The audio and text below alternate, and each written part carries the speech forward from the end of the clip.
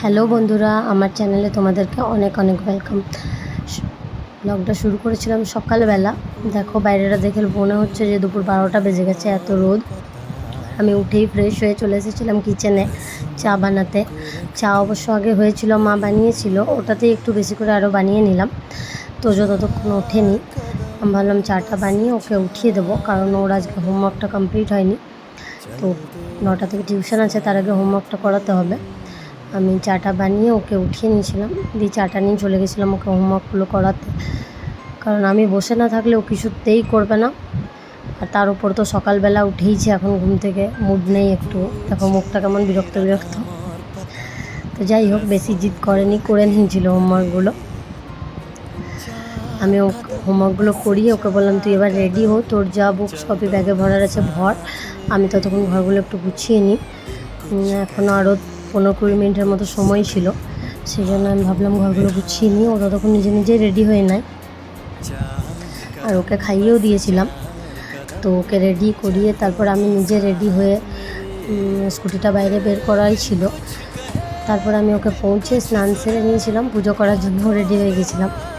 দেখো আমি প্রথমে গোপালকে স্নান করিয়ে নতুন জামা পরিয়ে দিয়েছিলাম, তারপর সব ঠাকুরের ফটোগুলো মুছে বাইরে থেকে ফুল তুলে নিয়ে এসে ফুল দিয়ে সাজিয়ে সিঁদুর পরিয়ে দিয়ে পুজো করেছিলাম। পুজো করতে আমার একটু সময় লাগে, 40-45 মিনিটের মতো লাগে, অনেকের আবার জলদিও হয়ে যায়, তো আমার একটু সময় লাগে।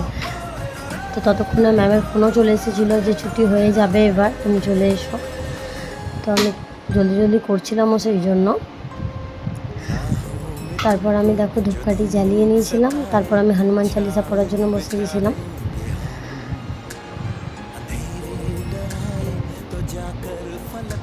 আমার ঠাকুর মন্দিরটা তোমাদের কেমন লাগলো অবশ্যই জানাবে।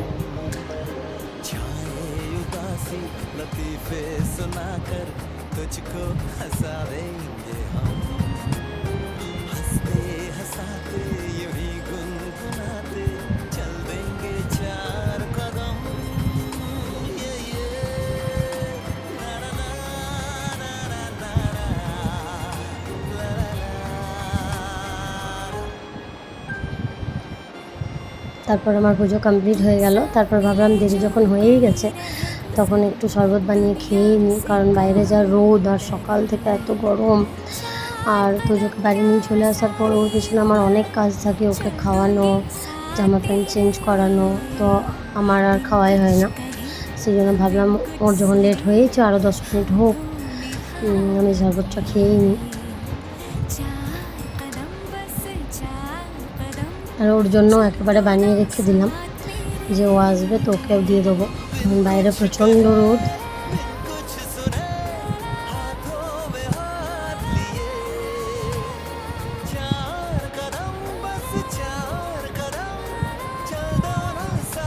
দেখো আমার শরবত বানানো হয়েও গেল।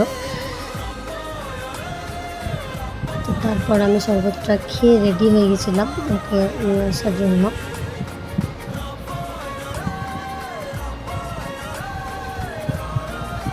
আর দেখো আমি রোদের সাথে লড়াই করার জন্য একদম রেডি।